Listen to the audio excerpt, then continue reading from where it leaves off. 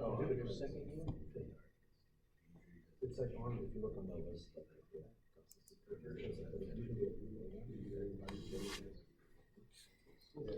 All right, so we doing okay with this stuff?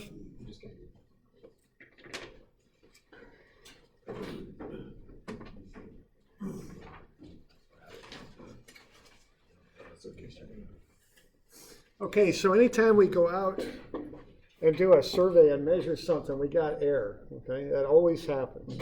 There's no way to avoid that. You can't measure something perfectly. Even if you use really good technique and good equipment and all that, you're never going to be perfect. So all surveyors have error. That's just, everyone does. Now, the error is the difference between a measured value and the actual true value. Okay? There's always some amount of error in surveys, and surveyors are aware of that, and they deal with that. Okay? So there's different types of error. There's natural, weather. I've shot lines through heat waves.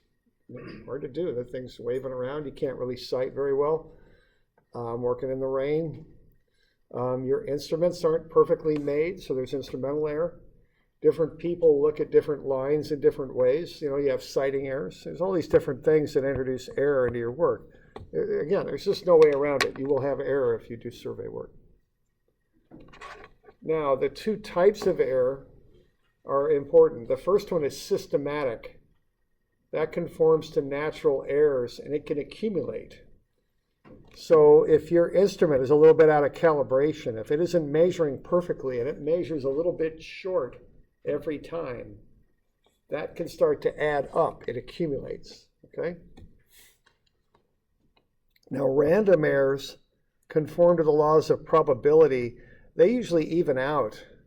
So I remember once we were shooting a corner on the ground, property corner, and I was, or maybe the other fellow, but whoever was trying to set their plumb bob on that point because there was a fence in the way. So they were up here with their plumb bob, and it was, I think they had to lean over and trying to get this plumb bob on the point, and it was swinging like plumb bobs do. They don't always cooperate that much. And I think I was the one trying to do it, and it was swinging.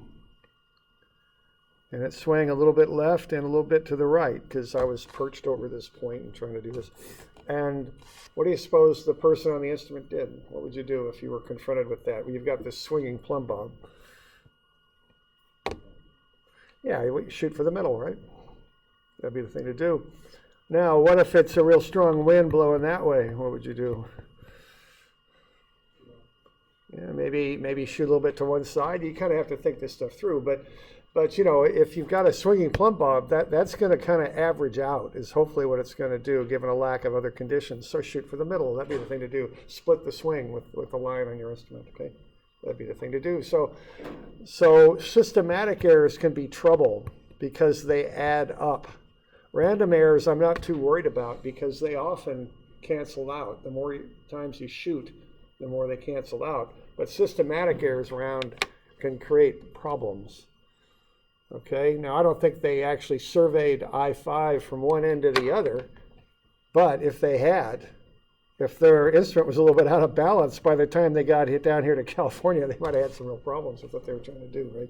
So, that's the problem with those systematic errors, is they accumulate and create large errors for you, okay?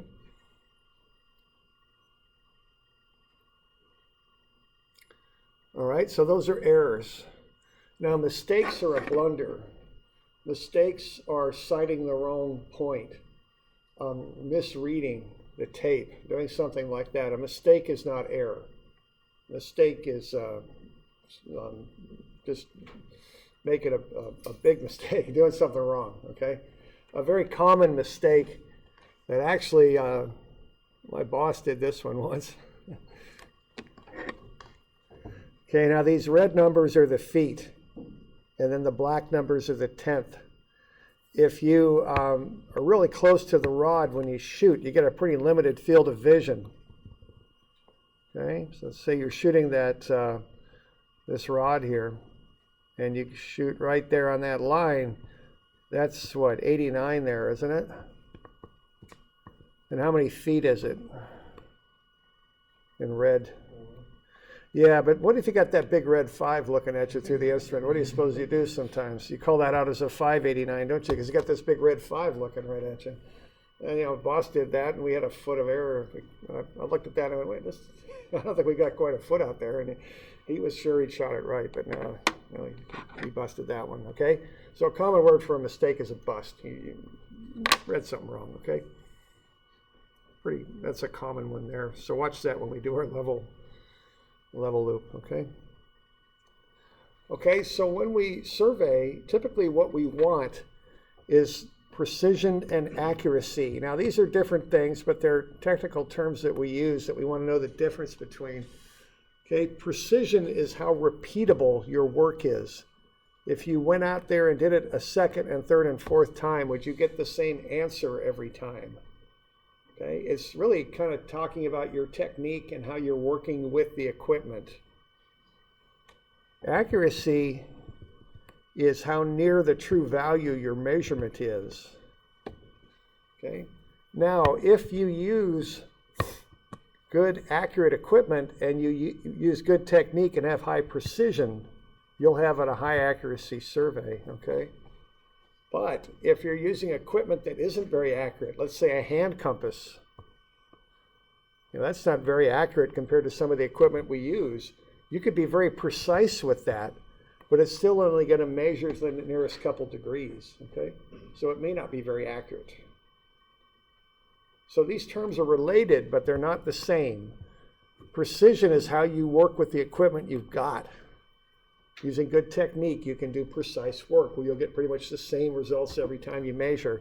Accuracy is kind of how near to the real value you are. To be accurate, you got to be precise, but precision doesn't ensure accuracy. Because if your equipment's not that good to begin with, you won't be accurate no matter what you do. Okay? So we talk about precision in surveying a lot. It's the goal of a surveyor to have high precision in their work. Okay? Because these people take their measurements, very, very seriously. That's what they do. All right. So are we good with that?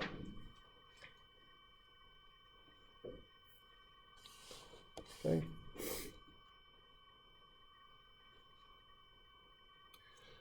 Okay, last little introductory thing here is coordinate systems. Okay, we work with coordinate systems. We record our points as coordinates. Okay, so we find distances and directions in the field, and then we work with coordinates in the office, and we go back and forth between them. So we want to be sure that we understand coordinates. Okay, now the first big coordinate system is the Earth, and the Earth is described as an ellipsoid. It's like a big ball, but it's not quite a ball. It's a little bit flatter than a ball. So if you take an ellipse that runs from the North to South Pole and revolve it around that line, you'll come up with a fair representation of the Earth. And then we put latitude and longitude lines on the Earth and mark our position in that way. So we could talk about where we are here in Oregon in terms of latitude and longitude. Okay. So we have what we call the prime meridian. Okay, do y'all know where the prime meridian runs through? Probably can't read that very well. Runs through England, Greenwich, England. It's spelled like Greenwich, but it's pronounced Greenwich. Okay. Well, the prime meridian. Because this stuff has come up, they came up with this stuff back when Britain was kind of the big power in the world, okay? We measure east and west from there, okay, with longitude lines. They kind of go through the Earth like segments of an orange. Here at Lynn Benton, we're about 123.07 west. Okay, that's our longitude. So we're west of Great Britain, 123 degrees, 7 minutes. Okay. Now, we also have latitude. Now, the latitude runs in parallel lines, so notice they're different than the longitude lines. the equator is the reference line for latitude. We're at about, I think, I may not be right on this one, 4435, I think, is where we are north of the equator. That's about where we are here. Okay. So that's the true coordinates that we have on the Earth. But those things are just really tough to work with, okay? If you're trying to stake out and do plans for a little road somewhere, you sure as heck don't want to be doing it in latitude and longitude, okay? At least not unless they've got GPS receivers on their equipment, which these days they might. But we go to a different coordinate system to do our everyday work, because working with a spherical coordinate system is very difficult, okay? So the next step down is to take some sort of conic curve. Okay, cylinders are used for one type of projection and cones are used for others. And you put that over the spherical Earth and intersect it. And then you take the surface off your cylinder or cone and you lay it flat on a table. And you can create an XY coordinate system. Okay? This involves a lot of mathematics to get this stuff worked out. And what you can create in this country are called state plane coordinates. Okay? What we use is, I think it's a Lambert projection. We use a cone and we project it over the state of Oregon. We unwrap the cone and lay it on the table, and we get two projections, a north and a south zone, for our state plane coordinates. There's also another coordinate system called the Oregon Coordinate Reference System, which DOT uses. Okay, so these are found by starting with the curved, which almost spherical but not quite, ellipsoidal, I guess, Earth, intersecting a cone with it, laying the cone out flat on the table. Lots of math goes into that. From there, you could step it down to just a straight XY coordinate system, which is probably very easy to use, okay? That's what we make our plans in when we can, XY coordinate systems. And that's the common way to do it for smaller projects. Except, of course, surveyors will switch the X and the Y and get a YX instead, okay? Just to be different. Or actually, the mathematicians are the ones who changed it. The surveyors came up with this stuff first. But I won't argue with any of the math instructors about that. Okay? So when you have a couple of points there, we can use a little bit of trigonometry and such to figure out distances and bearings, which are actually azimuths, which are what we want to measure. Okay? So let's have a look at that and see if you remember a little bit of trigonometry here. See if I remember what the paper said the trigonometry on it. There we go.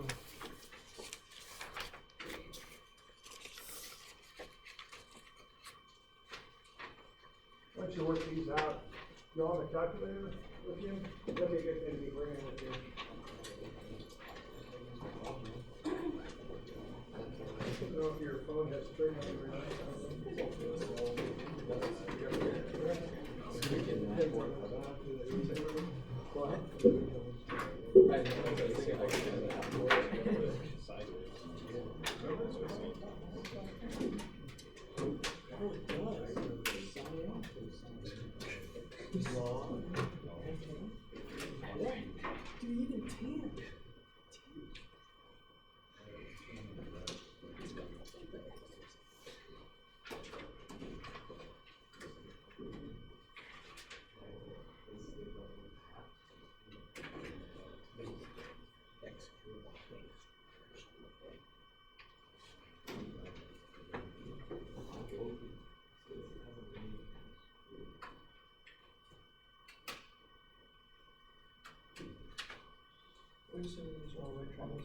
yeah.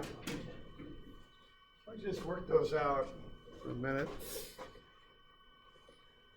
If you need a calculator, just borrow one. Anybody have one? I've got a couple of people need a couple. That's what I do. Drop that.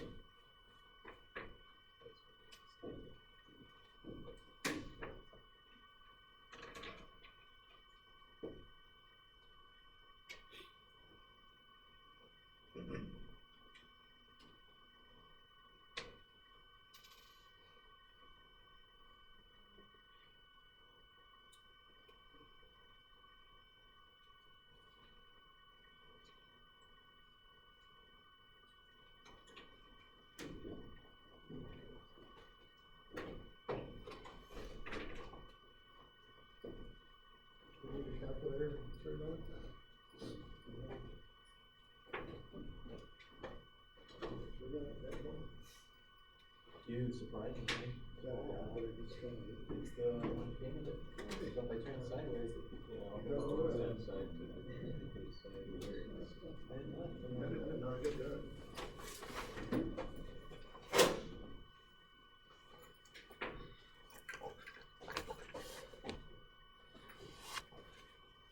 It doesn't work.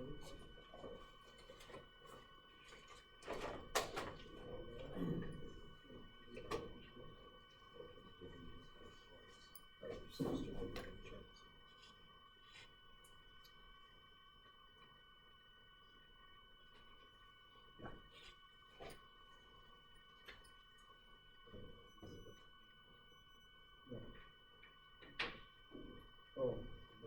Oh, yeah.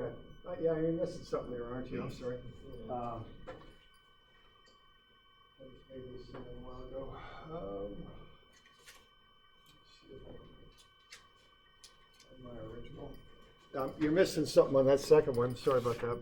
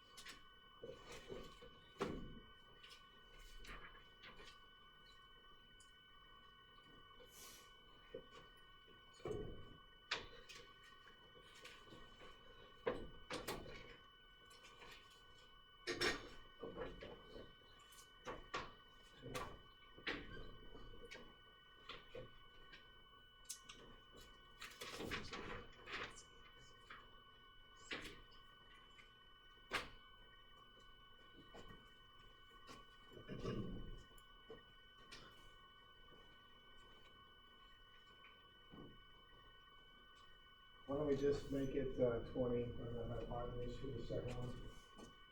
So 20.00.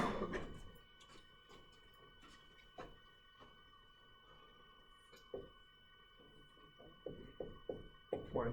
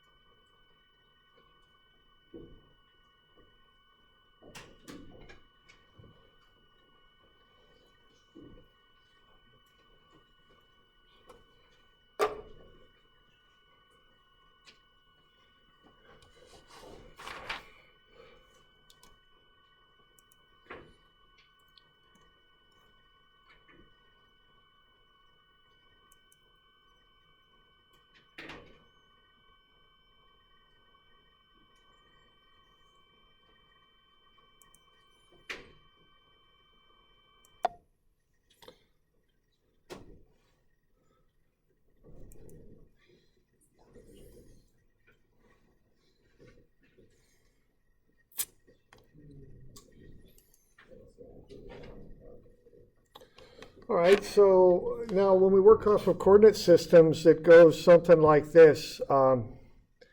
If we've got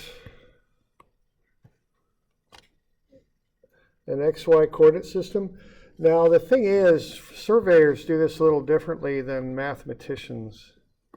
What we do, we call out the northing, which is the Y first.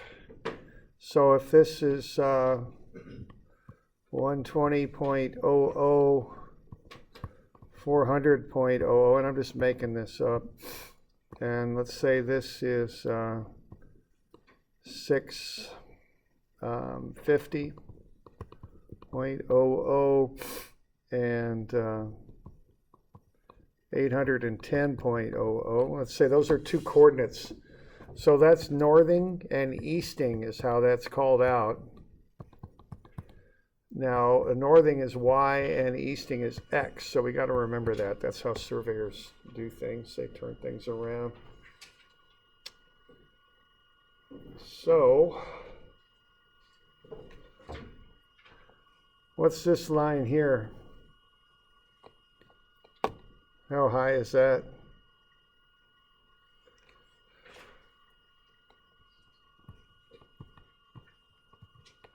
About 530, right?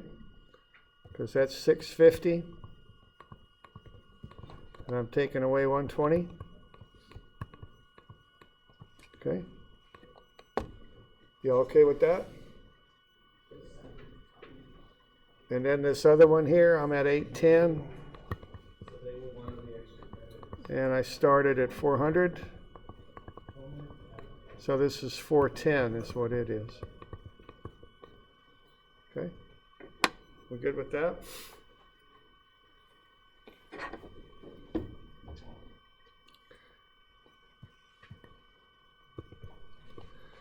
So if I want to go from A to B, how far is it from A to B?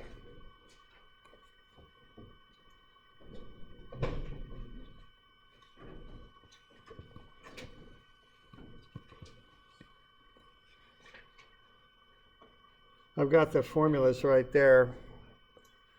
What are we going to do? We're going to take 530, square it, and add it to 410 squared. And then take a square root.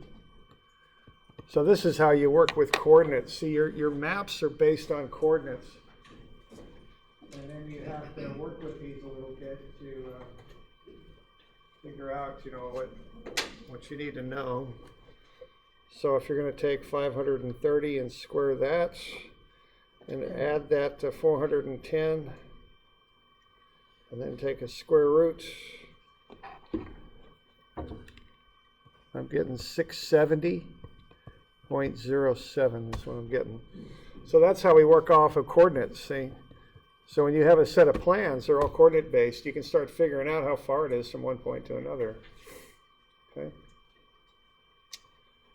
And then, what are we going to do here to find that angle? I want to know this angle in here. If that's due north, which it would be there, going straight up, I want to know this. It's called an azimuth angle in here. Okay. So the arctan of theta is going to be what? I'm going to take the easting, divide it by the northing, and then take the arctan of that.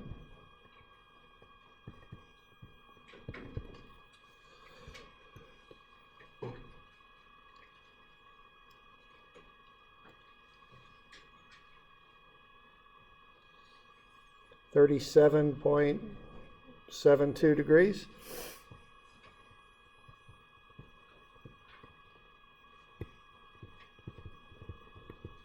There we go. Okay.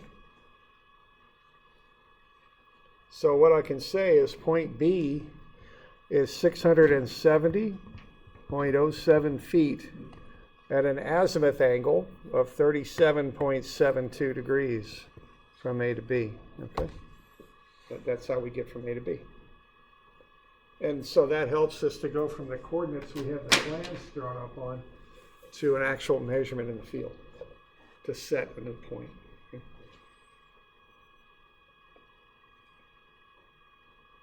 Y'all okay with that? A little bit of coordinate, that's the distance formula is what it is, if you remember from math.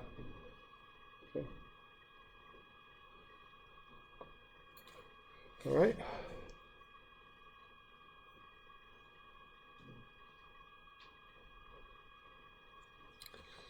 Okay, now let's have a look a little bit at distance measuring, as long as we're okay with that stuff there. Okay, we're good.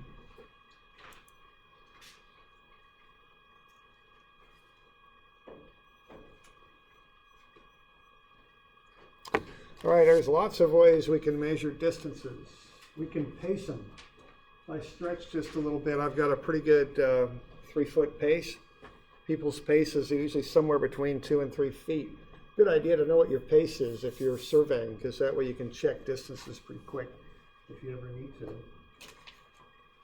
to. All right, odometers. Yeah, sometimes I've seen accident scenes and the state troopers are out there with a little wheel on a stick, on a handle, and they'll push that along the skid marks and determine how far the car's traveled. That's an odometer. You've also, of course, got an odometer on your car.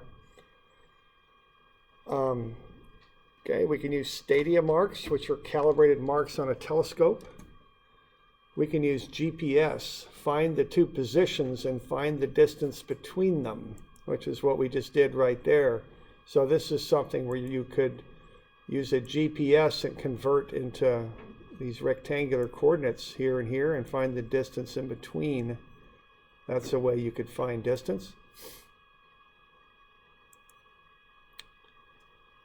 All right, just as we did there. Okay. And then we could also use an EDM, okay, which bounces a laser beam off of a target and measures the phase shift on the return wavelengths of light. So what we have here is the lasers have light of a certain phase length. So when you shoot that beam off of a target and it bounces back, it'll be out of phase a little bit. And you can measure how far out of phase it is and get some idea what the interval of distance is that the point was from your instrument, okay? Now, if you do that for 4 different wavelengths of light, you can determine which exact distance the target is away from your EDM. Okay, so what EDMs do, electronic distance measuring equipment, they measure the phase shift of a certain wavelength of light, laser light. Okay. So by measuring 4 of these phase shifts, they can find the exact distance. Okay. Now we use the horizontal distance when we survey. So we would shoot the distance with an EDM, and then the EDM will have a processor on it, and it'll do this little bit of trigonometry here for us. So if this is D, H would be what? D cosine of theta. You okay with that? Because we've got another right triangle set up here.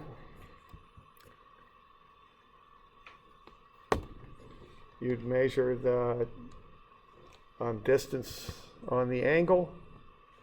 The instrument will also measure the angle, and it can do the trigonometry to find the distance you'd put on a map, which would be the horizontal distance. Okay? Doing all right with that?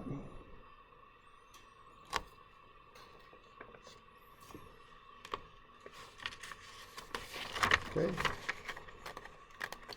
So that's how EDM works. There's also EDMs now that don't require a prism, a mirror to bounce the wave off of. It just bounces off of objects. There's something called LiDAR now that shoots thousands and thousands of these beams, measures all the bounce back, and can create a 3D model of whatever it is you shot. Okay. So there's an EDM on the right and a prism on the left. So you sight in the ground glass at the top, which is a mirror, set off the instrument, shoot it, and you get the bounce back from the mirror, and you can measure the distance. Okay. All right, now tapes and chains are also used to measure distance. Okay, in the old days they had chains with links. Nowadays they got tapes. A Gunter chain was used back in the 1800s, early 1900s. It's a 66-foot long chain with 100 links. Seems like kind of a funny measurement, but there were reasons why they were developed. 10 square chains is 1 acre. Okay, a 160-acre homestead was 40 chains by 40 chains. And a mile was 80 chains. Okay. So if you look at old surveys, sometimes the distances are marked in chains. I've worked with a couple that were that way. Okay. From there they went to engineer's chains, which are 100 feet long with 100 links in them. You lay out 100-foot, what's called a station with an engineer's chain.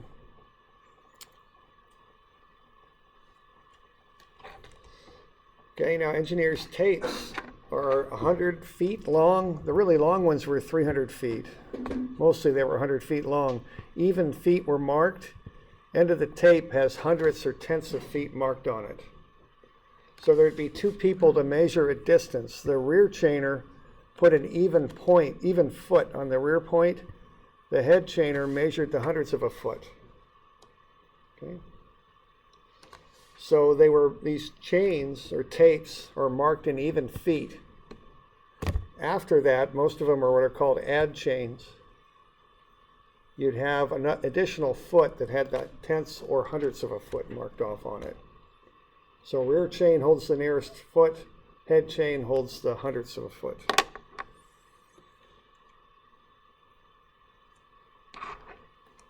So when you're using these things, this is kind of way back, or I don't know, not too far back, but a while ago. The rear chainer was the new person on the job. So their job was to hold an even foot on the rear point. 1, 2, 3, 4, 5, 6, 7, 8. So that's 8 feet. The head chain's job was to hold hundredths of a foot over the point. So let's say that's 38.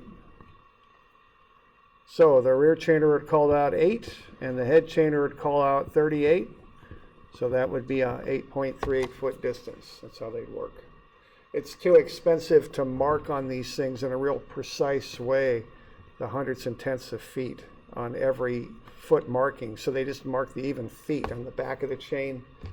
The last foot, extra foot there from 0, had hundredths of a foot on it. Okay. These things are made out of steel, rag, or Lovar Invar. Okay, they were very precisely made. EDM is now commonly used for distance measuring, but we still tape to check distances and just to be sure we've got the right distance. And if we needed quick measurements, we'll tape. Okay, EDM is getting to be the standard though. There's an old steel tape and a plumb bob that was used with it. Okay. There's a rag tape. Not as accurate as the steel tape.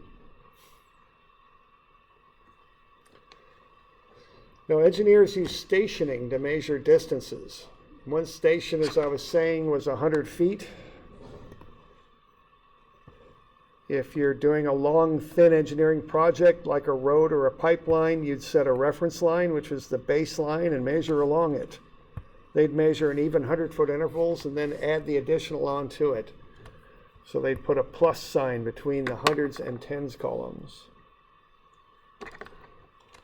Start point then was 0 plus 0, 0.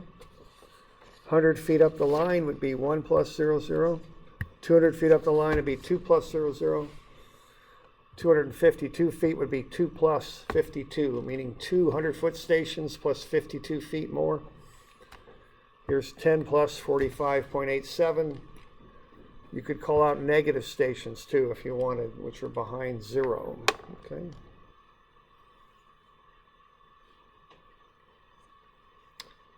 There's a little set of plans with some markings on it indicating the stations of different points. A little bit hard to read there, but that storm drain manhole, SDMH, is at 1.94. That's the station for the storm drain manhole. Station for the second manhole is 8571. Okay? So you just subtract the stations to get the distance in between. So that's how long the pipe is, 8377. Okay.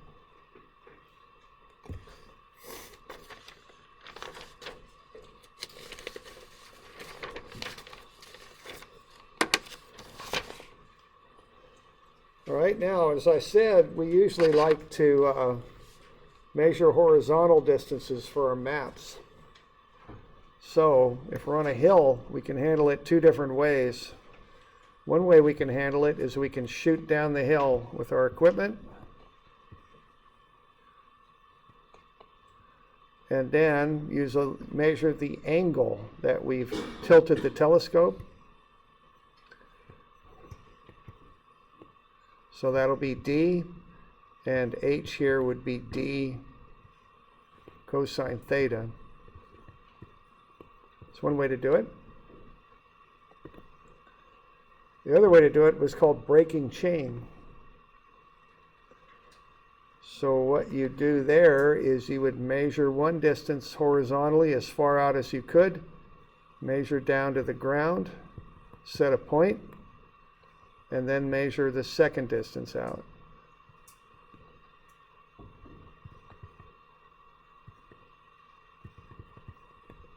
So H would be D1 plus D2. When you're on a hill, if it's too steep, you get people trying to measure with a tape, holding it up on their tiptoes. They don't do a very good job of that, so they break chain. Okay.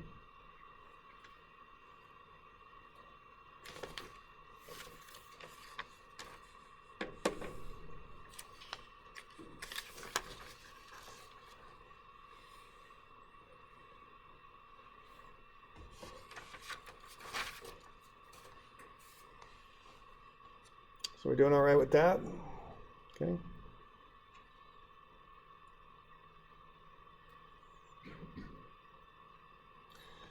Now on page 215, you've got lots of corrections for tapes. These were used back in the days when taping was the standard way to measure distance. So there were corrections if your tape was out of calibration. If the temperature was a little bit too hot or too cold, it would affect the length of the steel tape.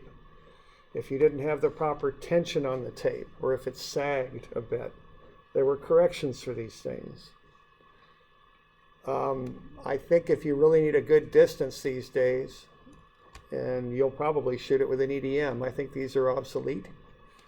But you might run into these if you ever took an engineering exam, so I put them on there, okay? Those are just tape corrections. But let's look at some things that might happen here. Let's say your tape's out of alignment.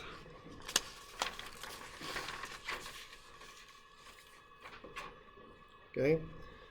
And this is something we run into when we do surveying work. Sometimes there's stuff in our way. So we want to measure from the blue point to the blue point, but we've got a big rock out there that's in the way. So we end up pulling over a couple of feet.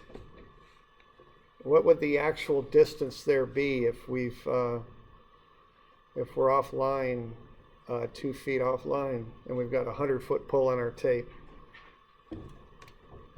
What are we going to do?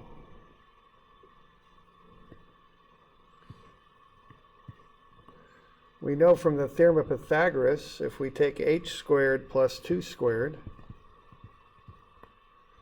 and take the square root, that would be 100 squared, right? Or that'd be 100, okay? Y'all good with that? So if we square both sides, we'll get h squared plus 2 squared is 100 squared. So h squared then is 100 squared minus 2 squared. So h then is 100 squared minus 2 squared, and then you take a square root.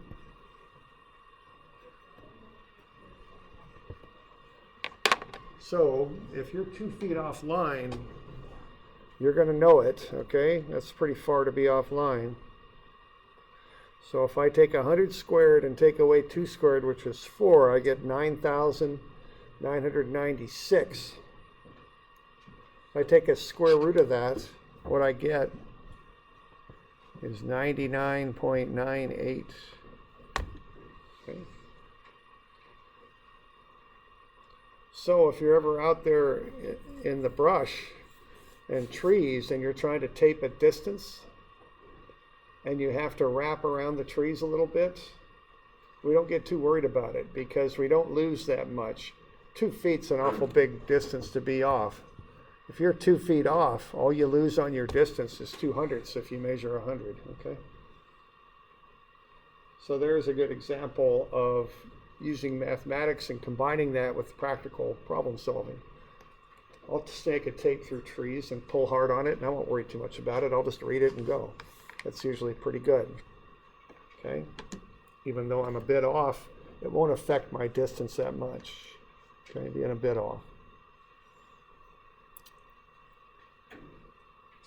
Okay? And how about this one here? If I'm 1.2 feet off, if I have to go around a big tree or a big rock or something, I get 50 and 50. What am I going to do here? I'm going to go 50 squared minus 1.2 squared. Take a square root, and then I've got two of them. Okay? So I'm measuring 100 feet on that tape, 50 and 50. But what am I actually gonna have here?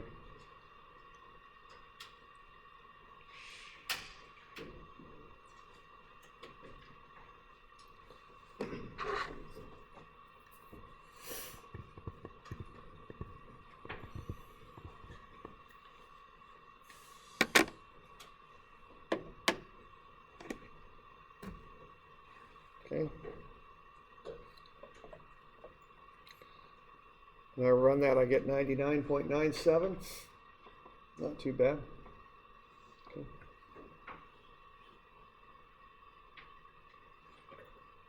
So we do the best we can out there with the equipment, and then we use our knowledge of mathematics to fix whatever problems we got. Okay. Questions on that? I'll give you a little something to do for next Tuesday then, if there aren't questions. We're doing okay? We got we're about out of time, but let's just look at one thing here just so I can get you something to do. So let's do page 241 out of your book, 4, 5, 6, page 242, 7, and 8. An introductory questions handout, and page 140. Well, let's do just the introductory questions handout there for now. And let's see, do you all have that in your packet here? Let's have a look where that is. So we're going to do page 24, let's see. Here. 241, 4, 5, and 6, 242, 7, and 8. So I'm not going to give you all this stuff to do. So let's write this down. Just give me a minute here and then I'll let you go.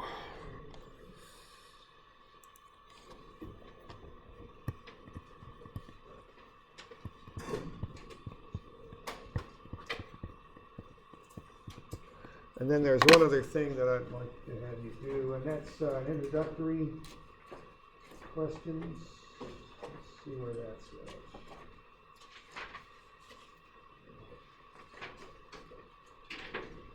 So how about doing 149 also?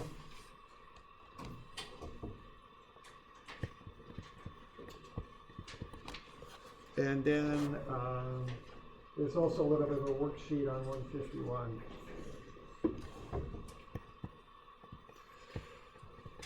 So this will be due next week. So due Tuesday. And that will be the 11th. Okay, and then come on Thursday for the lab. Be ready to go outside, okay? If you can find 2 or 3 other people you want to work with, you can make a crew. If not, we'll figure something out for the lab. But, if there's people you'd like to work with, just go ahead and get that figured out, okay?